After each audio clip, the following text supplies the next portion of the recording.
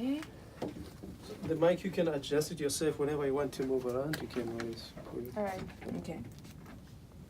Can you hear me? Yes. Loud and clear. It's happening. It's happening.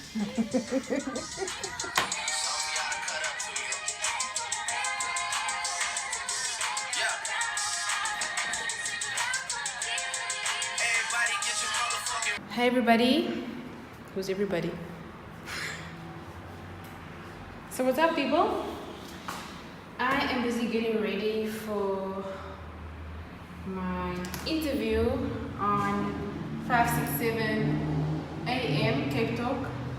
So the real question you have to ask yourself is, why would I be doing makeup for a radio interview? So what I'm doing now is actually just putting this brush all over my face, and it is actually doing nothing. Amazing, eh? We have arrived at Cape Talk, KFM and EWN Prime Media Broadcasting Studios. I am just tying my pants and we're gonna about to go eating. Okay.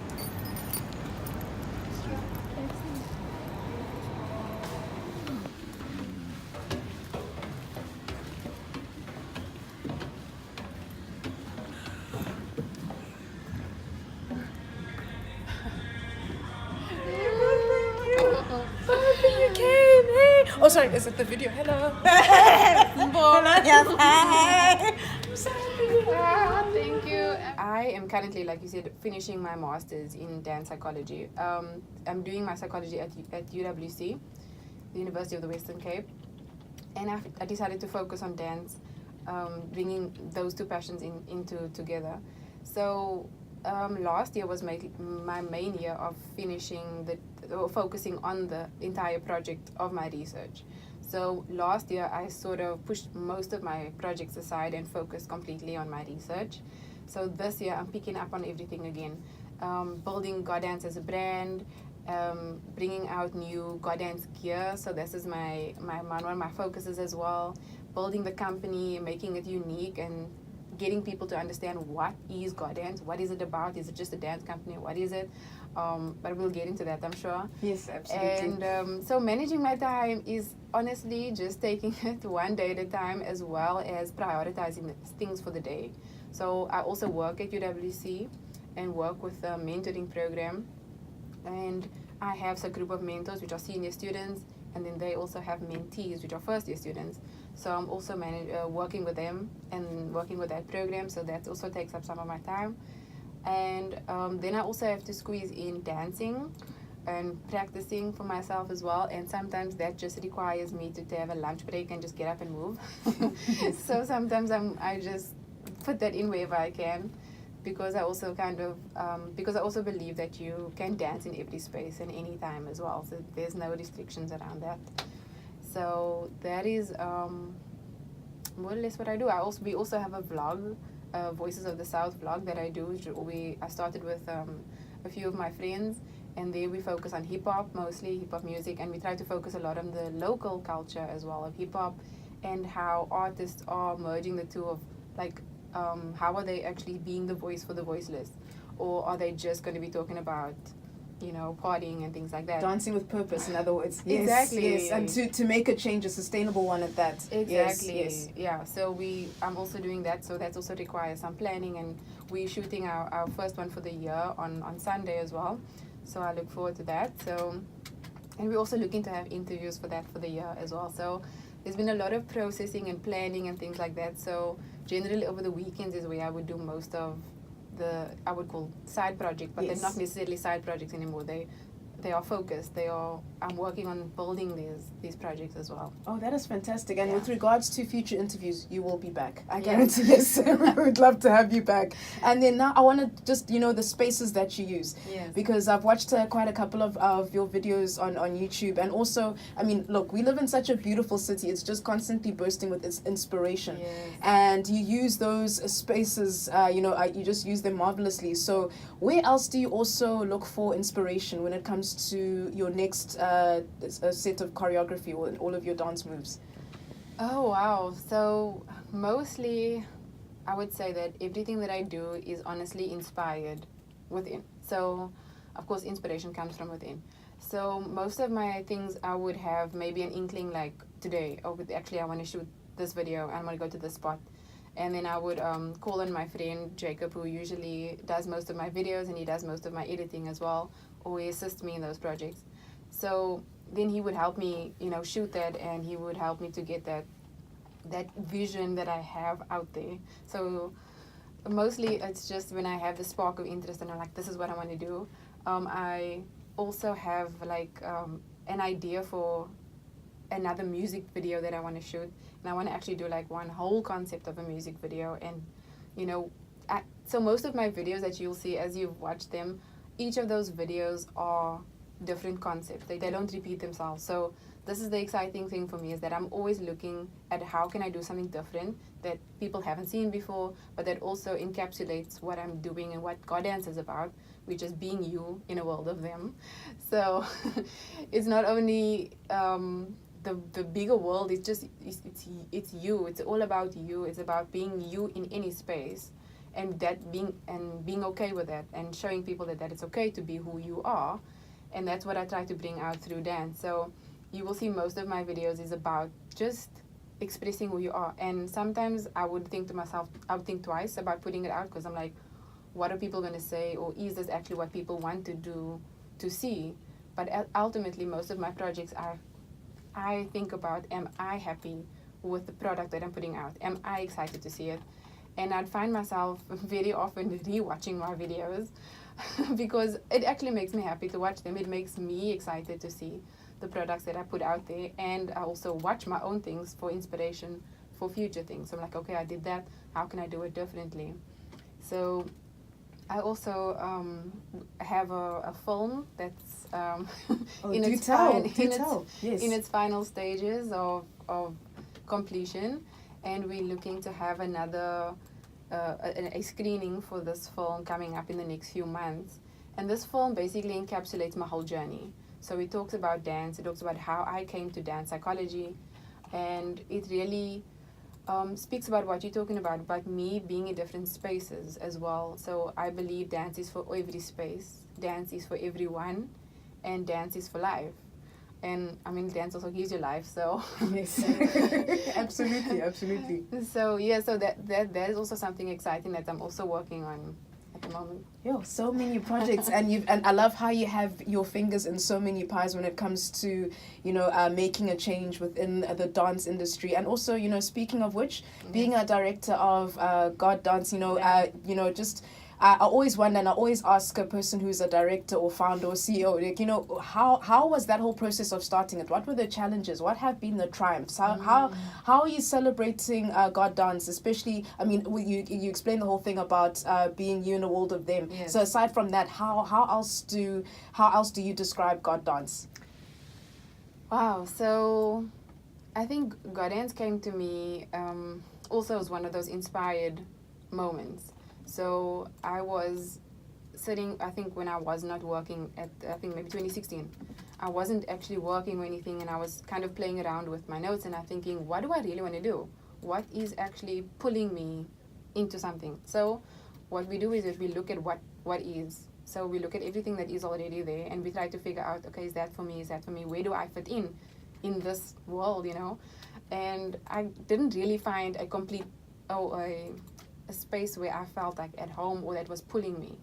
So then I thought, okay, but now if there's no space that's actually pulling you, then how are you going to create a space to feel that? So that's where God Dance came from. And God Dance actually merges God and dance. And for me, that is my life. God Dance is my life, because I love dancing and I find myself in dance, and I also lose myself in dance. So dance is who I am. And God, of course, is everything else, So He is where I get my inspiration from. He is where I draw my strength from. So He informs my dancing, and I dance for Him. So God Dance, it's just everything. It's just, a mush of everything. And I promise you, when I found out that was what I needed to call my company, I jumped up. I was alone in my room, but yes. That inspiration, like that's it. That's it. I celebrated so much from that. So setting up the company, of course, is it's not an overnight thing, and like I said, that started 2016, and I'm still not at a place where I can say, okay, this is fully fledged. This is exactly what I want as a company, and it's still in its developing phases. So, Godance, I would say at the moment, is more of a movement. So where I go, Godance goes, and whoever I work with on certain projects. Also, they encapsulate Godance. So it's starting to spread. People are now getting to a place where they figure out, okay, I am me in this world of them. Challenges that I would face around Godance. So Godance, of course, also does different types of projects. So recently we did a project at UWC where we worked with, first I worked with about 130 students, and I had to train them to do a dance, and we did Wakanda Forever, but we also Josie. Yes, and excellent choice. And together with that, I also had to put a concept together, coming out with a South African haka.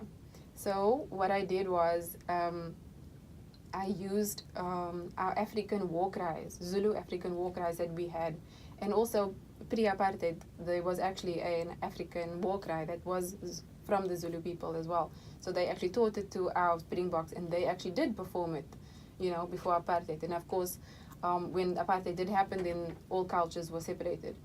So I wanted to bring that back. So through that process, I actually found a way, and I used one of my friends, I'll give a shout out to Zulu, who really helped me with putting together the lyrics for the dance, and we put together this really dope, I would say it's a heartbeat of of Africa, or South Africa.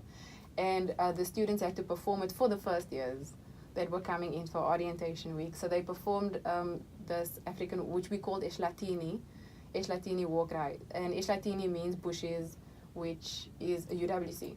UWC is bushes. So they did this, and they did it together with Wakanda. And then on top of that, we also, once the first years were a little bit settled in, we actually did a mass dance with Wakanda Forever outside the cafeteria at UWC with about 3,000 plus students. And then we did Wakanda Forever, and then we also made the big UWC on the field as well, which that footage will be coming out soon as well. Oh yes, oh no, I will be asking you for a link. That is amazing. I mean, even as you are, I mean, I'm getting goosebumps. I'm even just visually just trying to imagine how all of that came together. And I'm sure you were just bursting with pride as well after, the end product. I mean, it's never easy. I mean, because everybody, when it comes to teaching them dance steps as well. Absolutely. Yeah. So not everybody gets it as quickly as certain people, but also like the patience required and the dedication that people had to get it right. I mean, that's beautiful. That all came together so marvelously. Yes. Absolutely, yes. And I have a lot of faith in the people that I work with, because I also want to start off by saying that that you can dance. So the first thing that you usually, when I work with a group of people, and usually it's non-trained dancers, so obviously the first thing that you're coming with is this perception of like, I can't dance, or dance is supposed to look a certain way and I can't do it like that, and I'm going to be so nervous I won't be able to do it. Am I going to remember everything? So that is also where my research comes in. It's like dance psychology starts in the mind, dance starts in the mind, and it starts with what are you telling yourself. So if you're constantly saying I can't dance, we need to just re-speak that.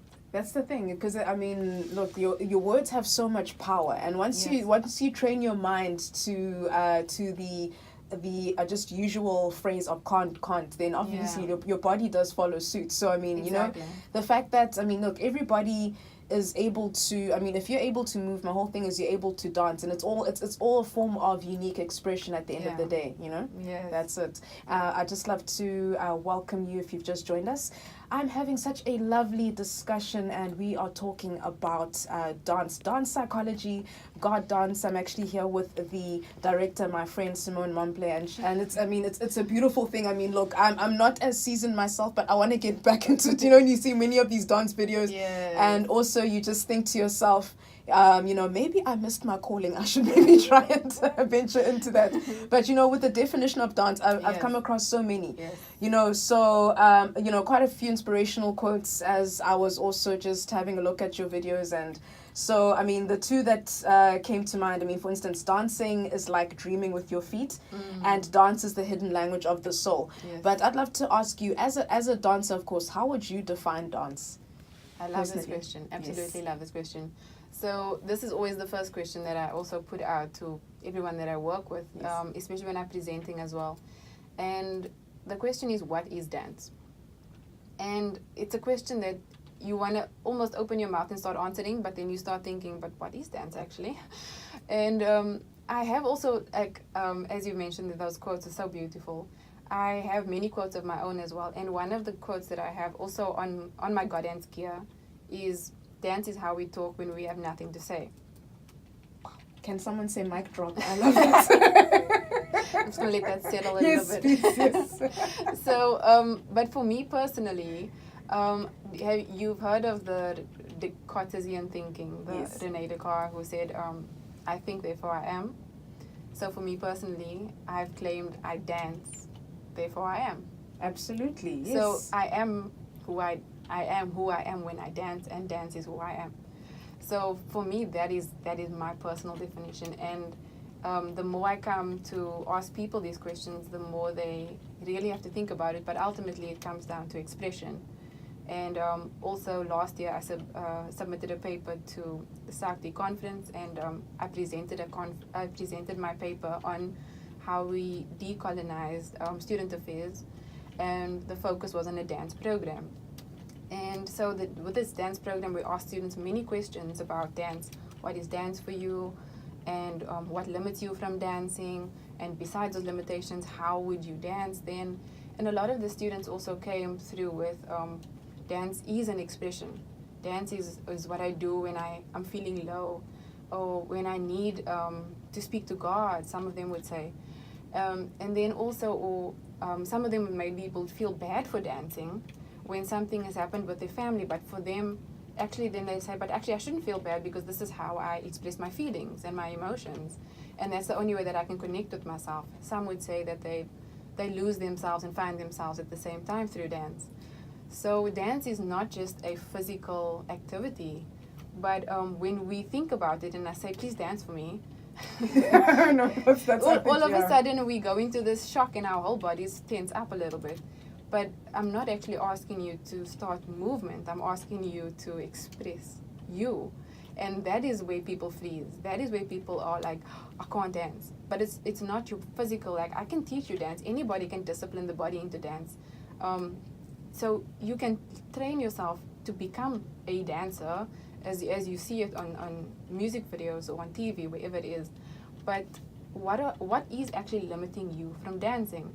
And sometimes what some of the students also said in that research was that some of the things that limits them is confidence. And confidence is not an external thing, it's an internal thing. So my research that I've done last year, I can tell you a little bit about that as well. Please, yes. That was my next question. I read your love that mind. telepathy. Yes, this is why we're friends. That's There why, we go. but also, psychology, you study, Yes. study what you think. Yes, absolutely.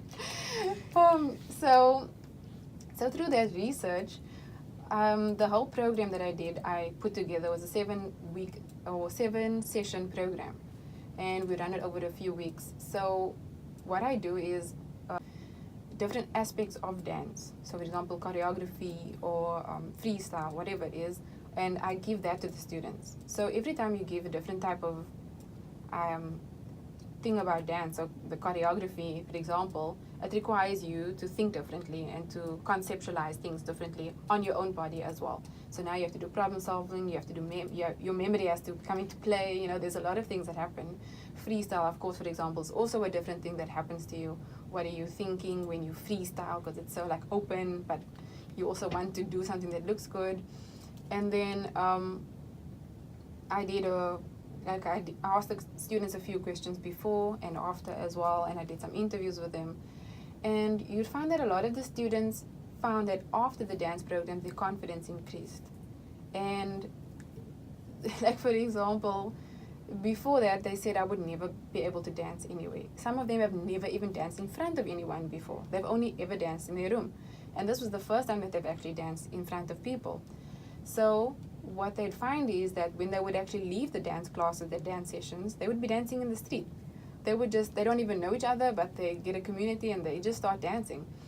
And the other interesting part for me was that these were transferable skills that they were actually getting, or transferable traits.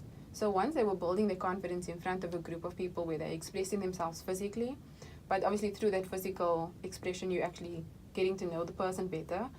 So they get to release a lot of themselves and a lot of tension, a lot of stresses and anxieties as well. And then they also found that when they go, for example, to give an oral, or they're sitting in class and maybe they've never spoken in class before, they never ever wanted to put up their hand or ask a question or give an answer, even if they knew the answer.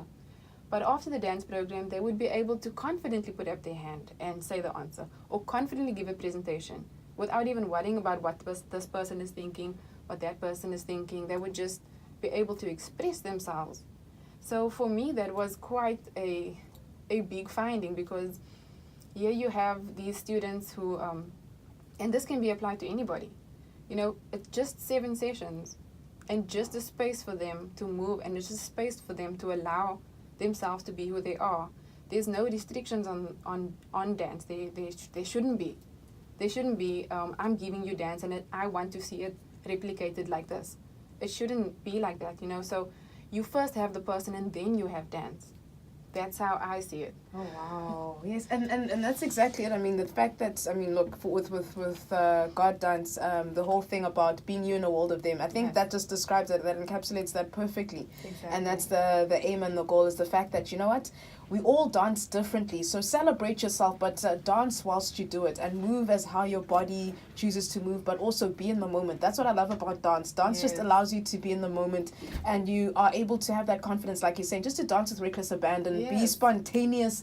And we actually should do it on a regular basis. Absolutely. I mean, yes, actually, I can't even, I think it was a video by Faithless, where you see the one woman dancing through the train station. I wish I could do that every day. And then she actually meets her significant other. And yes. So I just love that whole thing. And it just came to my mind about occupying spaces and just being able to have that confidence, and the fact that it translates to other areas of your life as well, that you're able to just stand up in front of a crowd and, so boldly, and just be able to express yourself, use your voice. And dance is essentially about finding your voice. Yes. Oh, that's fantastic. Exactly. Oh my goodness. Yeah. Oh, it's I think I may be, just also speaking to you about personal dance lessons in the future. You are inspiring me, and you're inspiring so many of our listeners at home as well. And then also, when it comes to, I think, because you've mentioned some fulfilling projects that you've been doing, especially just the recent one with UWC. Yes. But also, I'd love to ask you more about, your favorite choreographers. Who used to inspire you, and who are your dream collaborations with? Okay. They never are. I'm kidding. So, I also find a lot of inspiration through the choreographers that are out there, and the ones that have broken boundaries. So I'm not going to be the best with names, but I'm going to try. So one of my favorites is Paris Goebel, and I was so excited to find out that she shared one of my videos. Oh, that's fantastic. So wow. So remember the level up challenge that came up Yes, recently? yes. So on YouTube you'll find my video there that I did the level up challenge. Yes. And I also was inspired by this concept. I was actually studying at the time. And then I saw, but the level up song came out. Let me check it out. And then I saw the music video, and then immediately I dropped the phone and I started recording. Fantastic. So for those who are listening, please go check out my YouTube channel, Simone Momplé, and you'll see that video there. So she actually reposted it, and I was so excited. So she's one of my favorite, because she also sort of stands for what I stand for. And she's really blown up. She's actually left school and went into dance, So her dad left her with the question, do you want to dance or do you want to go to school? So she built her company up from scratch as well, and the artist that she is today. So she's one of my inspirations, and I'm also grateful to have seen her and gone to one of her workshops when she was here 2 years ago. And then, who else? Locally, I'm going to say all of the choreographers and the dancers that are in Cape Town. So I'm going to give a big shout out to all the choreographers, and I'm not going to name them, because if I leave out a name, it's going to be scary and I'm going to get shot. Oh, okay, rather just say to all of them, yes. So I'm going to encapsulate. Yes, err on the side of caution, yes. No, but for those who are listening, Cape Town dances are blowing up. They really, really are. And South African dances as well. But really in Cape Town, we need to pay more attention to the people in our backyards. And there's someone who lives next to you that you keep seeing dancing outside in their garden or whatever it is. And there's a lot of dancers who are doing that. They're training there. And then they'll go and they'll pay out of their own pockets to go to workshops, to go and travel for classes and things like that. And for workshops, there's a lot happening in the Cape Town dance scene. And I really think that people need to just open their eyes a little bit more so that we can see what's happening and we can be more drawn into our own people. And I think that dance needs to be given a little bit more respect than what it is at the moment, to be honest, because people are wanting dance. Everybody wants dance, but they're not willing to give for it, or they're not willing to provide for it or give back into dance. Oh, right, I see, I see. That's it. Yes. So you'll see a lot of these big Cape Town dancers that are actually going back to their own communities and giving back. And that is beautiful, but let's give a space to them. Let's provide. How can people in corporate help these people to set up a studio or give them the spaces that they would require? It doesn't have to be a perfect space. It just needs to be a safe space. A safe space, dance-worthy space, Exactly. an inspirational space. There we go. That's it. That's where it. we can teach and give back, yeah. Absolutely. And that's the thing. It's about paying it forward. When you have your purpose, and especially when you have been honing your skill set, and especially with something like dance, you want to be able to inspire upcoming dancers. And with this last question, let me rather say second last question, I'd love to just ask you, of course, you just talked about why dance is essential, why it's vital for your confidence. And why, aside from what you've mentioned, why should we dance, and what inspirational words, final inspirational words do you have for aspiring professional dancers, or ones who are looking to do this as a pastime, but maybe even have hopes of taking this taking to the next level and having it as a profession? Wow, you left me with a loaded question there. Sorry, I see what you did. I can handle it. So the first part of your question was, the why should we dance? Yes, why should we dance? Yes, Really? yes. Of course. So the why should we dance is a question definitely for individuals. So of course, individually you're going to have your own answers for this. But for me, of course, there's the physical element that dance is actually, it's really good for you. It's good. It's a physical exercise. It's good for your heart. But ultimately also lets the endorphins flow. It makes you really, really happy. But it also can be a moment of, even if you are feeling sad, people say, no, but nobody dances when they're sad. But try it. If you are feeling that way, when you start moving your body, the blood starts flowing and the endorphins start coming back, which of course means when you're sad, there's a lack of endorphins. And it's not that bad. It's not bad to dance when you're sad. Oh, did that rhyme? Yes. But you did not plan that one. Yeah, So, Yes. it's a beautiful thing to also bring community and social cohesion back. Because when last did you actually just pick up your partner, your husband or your wife or boyfriend, girlfriend, whoever it is, and pick them up and just start dancing? I remember when I was younger as well, my mother used to we'd be cleaning in the house, and then the song would be playing, she'd just pull me in and we'd start dancing with my dad even as well. So, those are the moments that I also remember. Dance is not supposed to fit any box. Dance is anything that you make it. So even if you just tap your feet, if you nod your head, if you walk with a certain rhythm, that's dance. There's the way you move and the way you express yourself is dance. There's no set way that it's supposed to look. And that's something that I've also had to overcome for myself. So most of 2 years ago, I would not have said I'd be in this position. Firstly, just posting videos just because nje. Yeah. And because I feel like it, and it looks amazing, and I'm dancing, there's no choreographies, most of it is freestyle.